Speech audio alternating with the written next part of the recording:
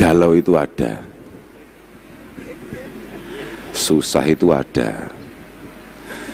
Karena beberapa hari yang lalu saya ini baru kampanye bahwa kami sebagai santri itu anti galau, anti susah, karena kami santri adalah orang yang paling kreatif untuk mencari kebahagiaannya sendiri. Dan memang ya karena kami dari awal itu seringkali mendengar kiai-kiai kami mengatakan malam yardha bi qadai wa lam yashkur li na'mai wa lam yasbir ala balai falyaltamis, ada di beberapa riwayat mengatakan falyattakhidh rabban siwaya. Kalau kamu merasa tidak puas dengan keputusan saya, ini kata Allah, karena ini adalah hadis qudsi yang disampaikan oleh Rasulullah Shallallahu Alaihi Wasallam. Kalau kamu tidak puas akan ketentuan yang saya buat, kamu tidak mampu mensyukuri nikmat yang saya berikan, kemudian kamu tidak memiliki ketabahan akan ujian saya, falyattakhidh rabban siwaya. Kalau begitu siap-siap saja cari Tuhan selain saya. Ya, artinya kami dari awal itu sudah mendapatkan ancaman-ancaman yang cukup kuat. Galau ini adalah sesuatu hal yang sangat dilarang, bahwa ketidakpuasan kita akan situasi itu di saat yang sama itu langsung mengangkat dua kendaraan paling penting dalam kita beriman, dalam kita berislam. Yang pertama adalah syukur, yang kedua adalah sabar. Kemauan kita, keinginan kita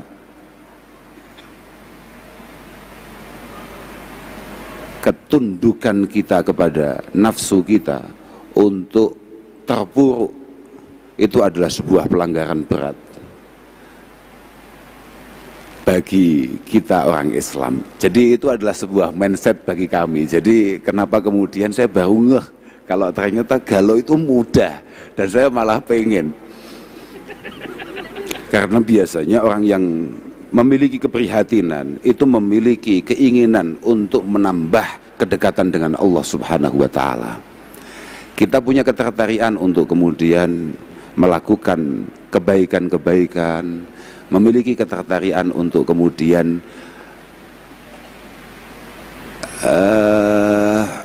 mencari cara kenal dengan Allah Subhanahu wa Ta'ala. Itu barokahnya susah. Penting kita melihat barokah itu. Tapi kalau penyebabnya galau, kalau yang tadi seperti disampaikan oleh Ustazah Hanin, orang tua saya, bapak saya itu sering di setiap kesempatan ketika misalnya ada sesuatu yang hilang atau ada sesuatu yang pergi, orang tua saya sering mengatakan sebuah syair milik Ibnul Arabi Al-Andalusi, mengatakan likulli syai'in idza faraqta likulli syai'in idza faraqtahu iwadu walaysa 'alallahi in faraqta min iwadhi. Semuanya boleh meninggalkan kita, semuanya boleh menjauh dari kita, yang penting Allah tetap membersamai kita. Itu apa ya, terngiang-ngiang begitu loh Pak. Artinya ya mau galau itu nggak jadi begitu loh. Oh iya, ya wes ya hilang, ya wes golek neh. Artinya nek pancen awake dhewe duwe kunci, kalau misalnya kita punya sepeda motor kemudian butuh kunci dan kunci itu hilang, ya sudah, jangan kayak orang melas kemudian kayak nggak ada. Orang yang kreatif bisa bikin kunci palsu, santai saja. Nah, artinya ya tenang gitu loh. Solusi itu ada gitu loh. Karena ya apa ya, semua yang terjadi ini semuanya memang garis tangan Tuhan, kayak tadi disampaikan oleh Ustazah, bahwa gini, karena tadi Ustazah itu cerita, tapi saya ini akan cerita pengalaman saya sendiri saja. Loh, pengalaman saya tidak ada hubungannya dengan itu. Gini maksud saya, suatu ketika saya ini punya kakak sepupu.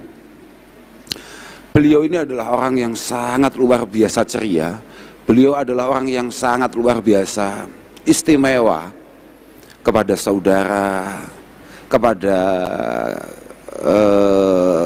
handai taulan. Beliau ini sangat luar biasa ceria sekali, sangat menginspirasi kami. Sampai suatu ketika beliau ini jatuh sakit. Beliau divonis gagal ginjal kalau saya nggak salah kala itu.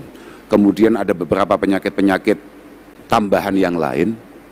Akhirnya kami sebagai keluarga, kami sebagai adik mencoba untuk menengok, untuk menjenguk. Dengan persiapan kata-kata yang luar biasa supaya beliau sabar, supaya beliau tenang, supaya dan lain sebagainya.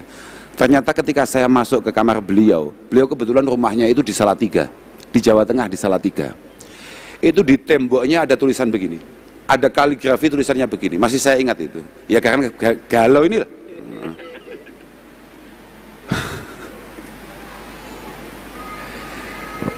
Beliau itu ada tulisan yang kira-kira artinya begini: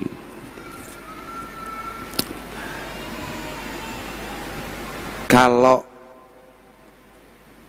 kamu sadar betul bahwa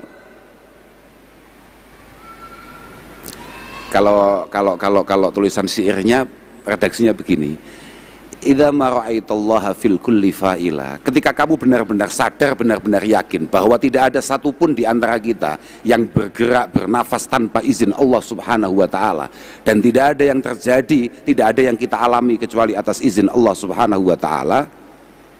Ra'aita jami'al kainati milaha, ra'aita jami'al kainati milaha. Itu tulisannya di tembok itu begitu. Ketika kamu sadar bahwa semua atas izin Allah Ta'ala dan atas takdir Allah Ta'ala, kamu akan melihat semua yang terjadi itu terlihat indah dan manis.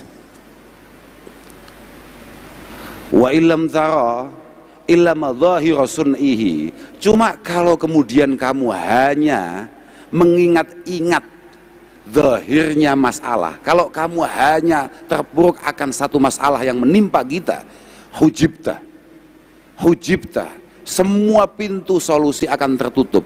Wasayyartal hisana kibaha, wasayyartal hisana kibaha.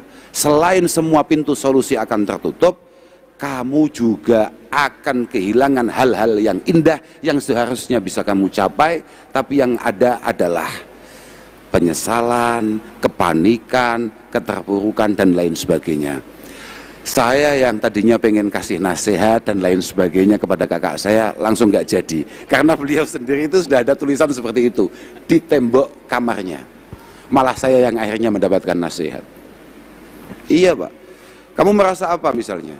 Kamu merasa ada orang lain menyakiti kamu, kamu merasa ada orang lain berlaku curang kepada kamu, berlaku buruk pada kamu, atau kayak tadi dikatakan Ustazah, kemudian setelah sekian lama berjuang bersama kemudian tahu-tahu meninggalkan kita. Ya mungkin kita disiapkan yang jauh lebih baik atau kita disiapkan yang jauh lebih pantas, kira-kira begitu. Gini ya, orang menyakiti kita itu ya mungkin diperintah oleh Allah Subhanahu wa ta'ala untuk membuat kita menjadi pribadi yang lebih kuat. Loh, iya Pak, saya masih ingat, karena ini subuh ini loh, saya agak tolol saya. Iya, bener ini bukan jam terbang saya ini. Ya satu-satu harus diingat pelan-pelan ya, karena di kitab Sawi, di kitab Hasyiatus Sawi, saman kitab itu agak tahu krungu loh, wis pokoknya ngono. Aku bingung ya. Man nazara lil khalqi bi ainil haqiqah adzarahum. Ini ngomong-ngomong kenapa kita kemudian disakiti orang lain, terus kemudian kita harus sakit, harus terpuruk. Iya karena kita bodoh aja. Man nazara lil khalqi bi ainil haqiqah adzarahum. Kalau tangan saya bisa begini, ini atas kehendak Allah Ta'ala apa tidak? Kemudian ketika saya kepalkan tanah ini, kemudian saya pukulkan ke muka kamu, ini sebetulnya sudah ditulis atau digariskan Allah Ta'ala apa tidak? Ketika jempol ini kemudian saya buat ngetik untuk memastikan perpisahan di antara kita, Ini sudah ada garisnya apa belum? Wes ditulis pangeran tak durung? Kok aja ngowah-ngowah blok. Aku susu pegel ya wes ana tulisannya ya. Ketika kita mampu melihat itu semua, bahwa ini semua adalah garis tangan Allah Subhanahu wa taala dan takdirnya memang begitu, kita akan memaklumi orang yang menyakiti kita, adzarahum.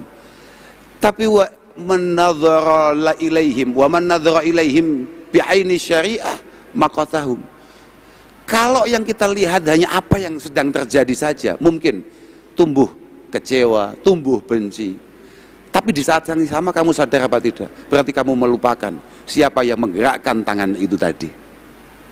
Di saat yang sama ketika kamu kecewa, kamu telah kehilangan atau melupakan Allah Subhanahu wa taala. Itulah kenapa saya ngomong bahwa orang Islam itu tidak ada galau. Paham nggak? Paham nggak? Islam tenan loh ya. Mohon maaf ini. Jadi saya kadang-kadang bingung gitu loh. Ya kadang ya tuh pengen loh galau ya, coba ya pengen roh ya aneh. Loh iya. Ya artinya kalau galau dalam artian yang ada di otak kamu semua itu loh.